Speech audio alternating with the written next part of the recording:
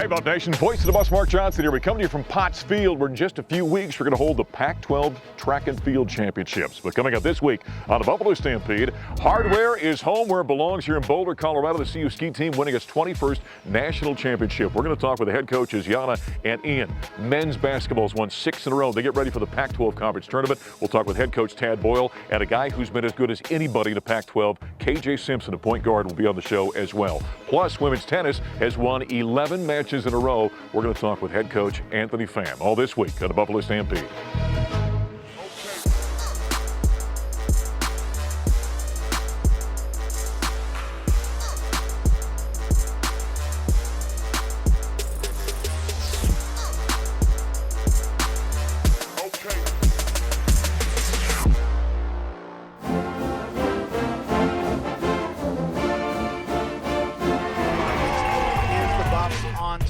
By just 2 points, ending Utah's 6-year reign and ending CU's 9-year drought, back on top in one of the tightest races that we can remember here at the NCAA Skiing Championships. What an incredible comeback by the CU ski team. There's the team celebrating.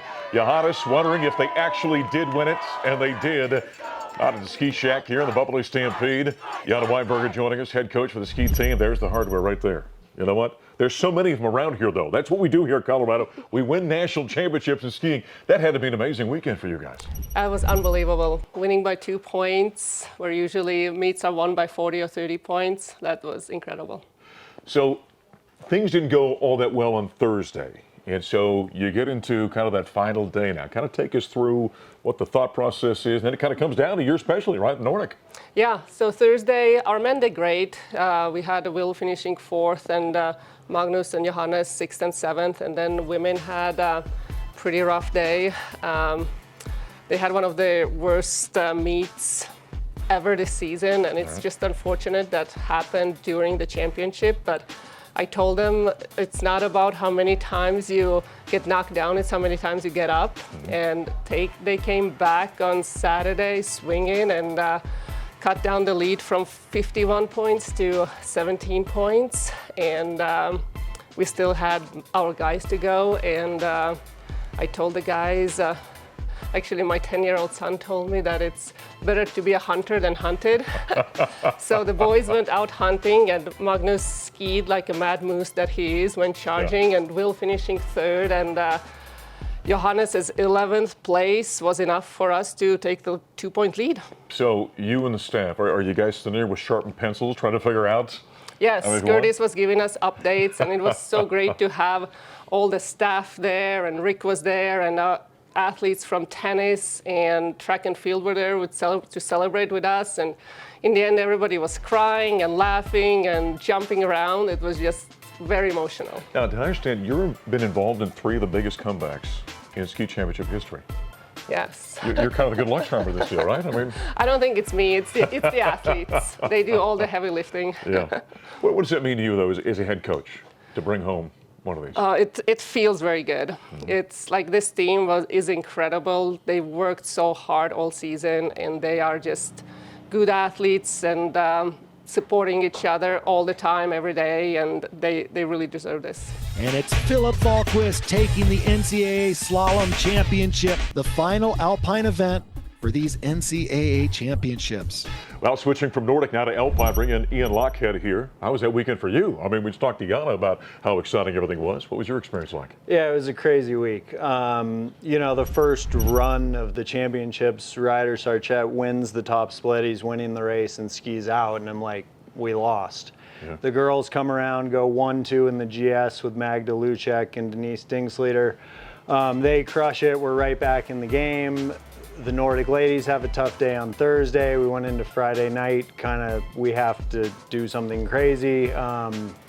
Yeah, Magda and Philip take home the wins respectively, and it still kind of felt like it wasn't enough. And yeah, so it went from thinking we're going to win to thinking we're going to lose to thinking we're going to win and definitely thinking we're going to lose. And then the Nordics pulled off a miracle, and it was unbelievable. They couldn't have scripted it better. Ian, it's got to say something though about this team as well, because they're great physical skiers, but that's a mental up and down. That's a roller coaster for a team to go through. Yeah, absolutely. And it was impressive by the whole team. I mean, I think all season we tried to just pay attention to the little things and just focus on what we're doing and not let kind of the noise get to us. And that obviously got put to a big test. And they stayed steady. They just did what we always do, and they got it done. Unbelievable. You know, here you guys have been up against a rival in Utah, and you know how good they've been lately. To overcome and have that 51-point comeback, I mean, that's movie kind of stuff right there, isn't it?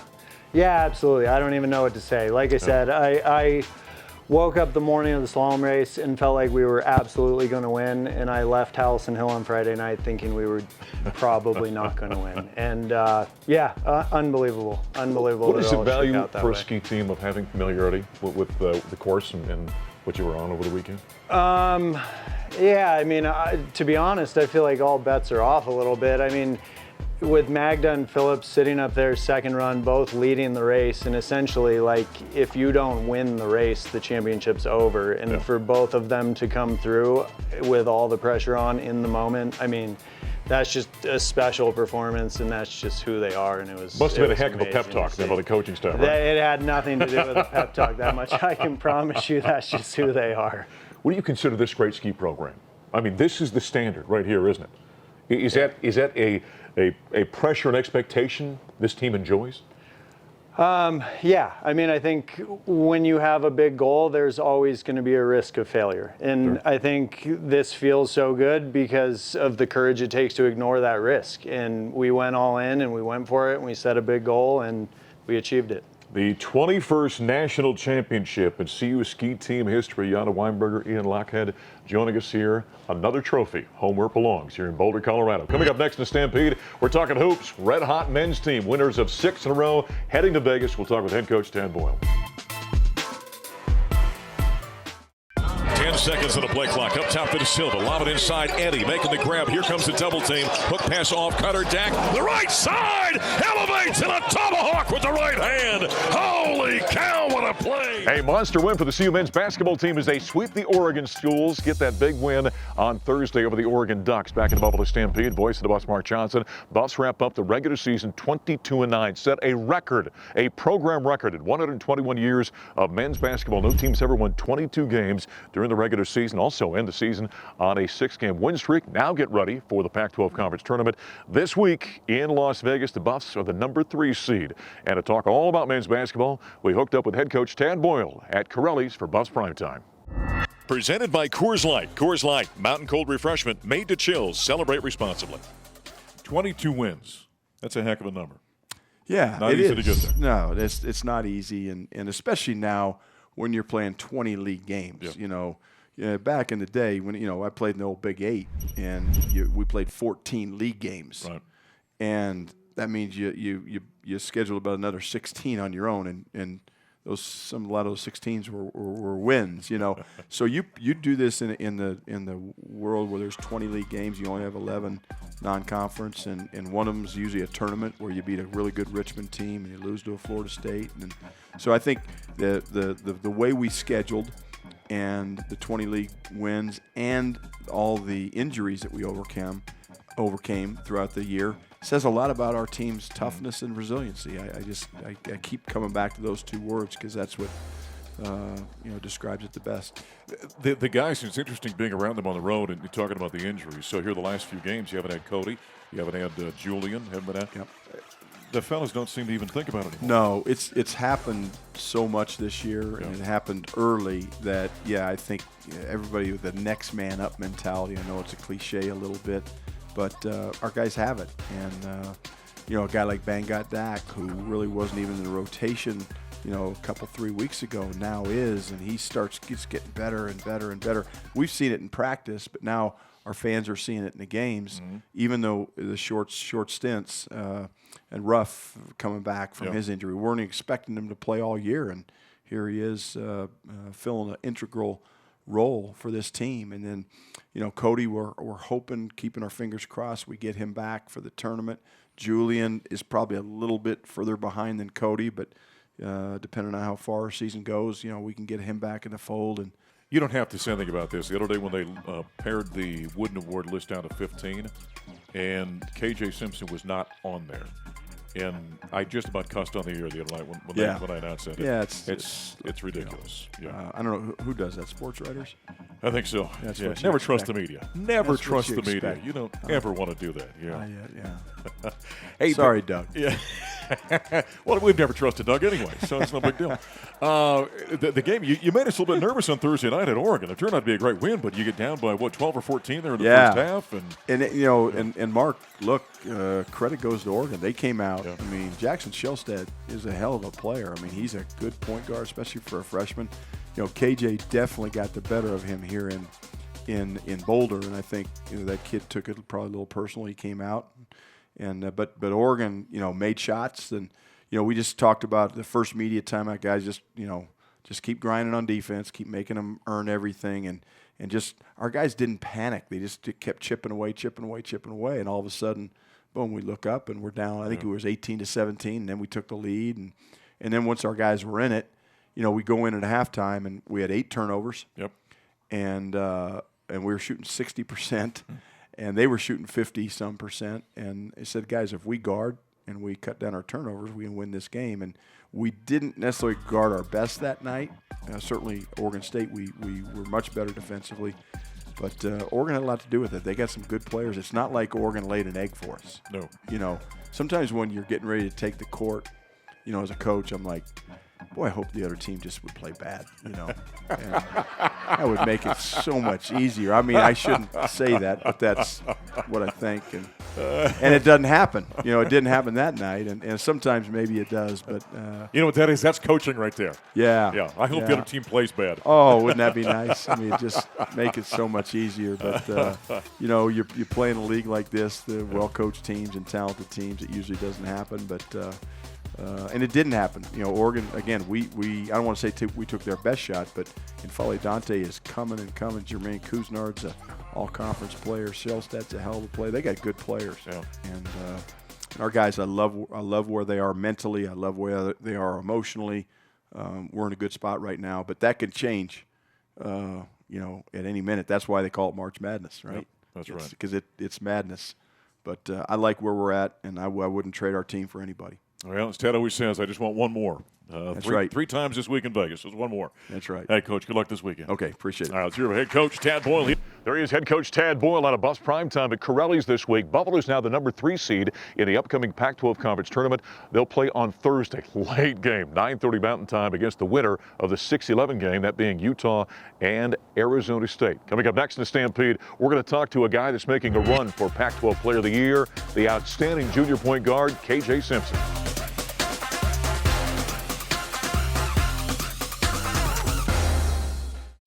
Causing the turnover. Sherrod just lets the defense go by. Yeah, though I like the tie-up by Chamberlain. She's had some active hands out on top. Defensive prowess, but she can score a little too. Huge pick by Whitaker and Retta on cue. Yep, on cue right there. Good call, and she can score, and she is encouraged to take a shot. Foreman, you bet. What she does. Now they're starting to get hot a little bit. They are on a 10-0 run, is Colorado. Well, the Colorado women's basketball team's had a great year. Kind of stubbed their toe down a stretch here a couple of times. They got a huge win over the Oregon Ducks in their opening game of the Pac-12 Conference Tournament last week in Las Vegas. Then get beat in a heartbreaker against the Oregon State Beavers. Now sit and wait for the NCAA tournament selection to come up this weekend for the women's tournament. Back in the Stampede, voice of the Buffs, Mark Johnson. Who's had a great season. KJ Simpson has played as well as any guard in America. His numbers are phenomenal. Top 5 in scoring, number 1 in assist-to-turnover ratio. He's in the top 15 in rebounding for a 6'2" guard and been one of the better defenders in the Pac-12 Conference as well. We connected with the junior out of Gilbert, Arizona this week at Buffs Primetime at Corelli's. Powered by Ford. Cars, trucks, and SUVs built for America. Built Ford proud. Hey, I just pulled the numbers up real quick. In 29 games this season, he's averaging 19.9 points in the top 5 in the league in scoring. 5.6 rebounds. That puts him, I think, in the top 14 or 15 as a 6'2" guard, by the way, getting in there amongst the trees and battling those guys. He's averaging almost 5 assists per ball game. He's number 1 in the league in assist-to-turnover ratio. And virtually every single night he goes out there and wants to match up against the best offensive guy on the other team. So nobody's playing better college basketball right now than KJ Simpson. So welcome. Thank you. Appreciate it. Thank you. Are you having fun this year? Yeah, a lot of fun for sure. You put some work in during the offseason, didn't you? You and I were talking earlier, and you talked about kind of sacrificing your offseason. Tell us a little bit about that. Yeah, most definitely. You know, I learned a lot. You know, being out last season, that was the first time I've ever been taken away from basketball. And, you know, it wasn't for a long period of time. Ended up playing with mono and not knowing it. So, you know, that was just a sign from God, you know, allowing me to go rest my body. You know, had a lot of, you know, physical battles, if you will. And that took a mental toll on me. You know, that was the first time I actually faced something like that, and it was a real challenge. So going into that off season, I really matured mentally, and you know, understood that obviously physically I have to get better, but I just have to be more efficient and improve in all statistics, if you will, for this team to get better. And yeah, it probably does teach you too when you're a young guy. You know, you feel invincible. You know, basketball, you love it. It's important to you. When it's taken away, then you all of a sudden go, ooh. Yes. I really miss it. It's a big part of my life. Basketball is obviously my passion. I love it to death. Yeah. And but it does make you appreciate it a lot more. It makes you, you know, go out there and play like it really can't, you know, it really can't be taken from you any moment. And it actually happened to me. And, you know, feeling that, I know I shared that a lot with, you know, Javon Hadley, who was out last year as well. And we kind of shared that same, like, feeling of wanting to get back out there on the court. And that's what kind of pushed us to work as hard as we did in the offseason. There's that aspect of it. There's the physical maturation just naturally happens. You're getting a little bit older. You're getting stronger with what Steve does to you. I've asked you this before, but I'd like you to kind of speak to this a little bit. That the maturation process. We said to you, Scott and I said to you in a post-game interview here, right, in the last couple of weeks, that you've always been incredibly quick. Your game has slowed down, and that helps you. And it almost seems counterintuitive. Slow down to be faster. But there's something to that in the game, isn't there? Yes, for sure. I mean, I learned the hard way you can't go 100 miles per hour every single time as much as I would like to. And that's just a learning process. And, like, it's kind of crazy. Like you said, the slower I've played with more patience, and the stuff has opened up a lot more for me, a lot more for this team. And, you know, kind of playing with the speed like that when you can change pace, it's a nice tool to have out there. Yeah. Where does you play with supreme confidence? Where does that come from? I think that's just how I've always been. You know, growing up, my dad instilled that in me. Go out there and play your heart out 100% or 1,000% no matter what. And I think just growing up, I took an untraditional route. You know, I was kind of growing up in an era where if you were really good, then you would, you know, if you started off at a bad school, you would transfer to a good school. And, you know, I'm really big on loyalty. That's just who I am. That's what I embody. And I think just being loyal has kind of taken me down a different path, you know, a path that may have not been, you know, the most famous and, you know, glamorized as such as other people. And so I'm kind of underneath, you know, all those other names that get mentioned. But, you know, at the end of the day, you know, my dad always told me as long as you put in the work, you know, everything will pay off. There's KJ Simpson this week at Buffs Primetime at Corelli's in Boulder. If I had the final say, he would be the Pac-12 Conference Player of the Year. He has been unbelievable for the Buffaloes this season. Now, he and the Buffs are going to take on the winner of the 6-11 game, either Utah or Arizona State. Late one on Thursday night in Las Vegas, 9:30 the tip-off. Will hit the air at 9 o'clock on the Colorado Basketball Network as the Buffs make a postseason push. Coming up next here in the Buffalo Stampede, we're talking tennis. Anthony Pham and the CU women's tennis team have won 11 matches in a row. We'll talk to the head coach after a break.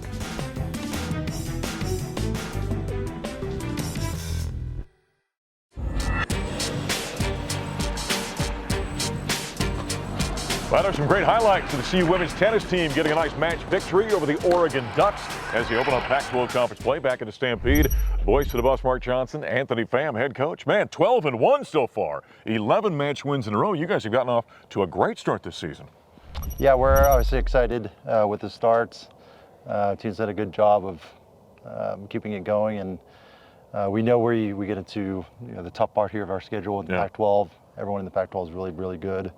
Now it's just a matter of, we got to obviously try to keep it going and focus on us and trying to get better every day. I'm trying to remember, is this year 3 or 4 for you? Year 3. Year 3 for you as head coach. So you've had a chance to kind of build this thing a little bit the last couple of years. Yeah, no, it's been great to see.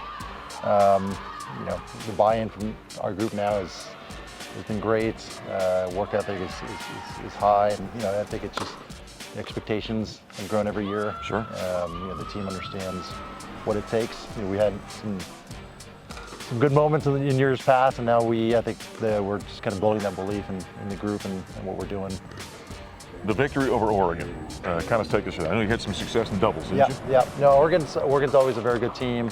Every time we play them, it's a battle. Like I mentioned, everyone in the Pac-12 is good, and Oregon is no exception. It was a tight match, but getting the doubles win was huge. Played a good match at 1, and Alex clinched the match at 5, so it was a nice match for our group. Take us through your roster a little bit for folks that don't know much about your team. Yeah. Kind of who are the veterans you're relying upon, who are the newcomers are making a difference? We have a good mix of upperclassmen and freshmen. Aya's played mostly like 3, 4, 5 last year. She's kind of stepped into the number 1 spot. She's a redshirt senior, and she's done a great job at 1. Elise is playing 2. She's a senior. Mila's a junior at 3. Tina's a junior at 4. At 5, Alex is a graduate senior, and then at 6, it's Pia, who's been a freshman. But we've gotten production from every one of our 11 players. Emma and Anya at 3 doubles. It's just been kind of a complete total team effort this year.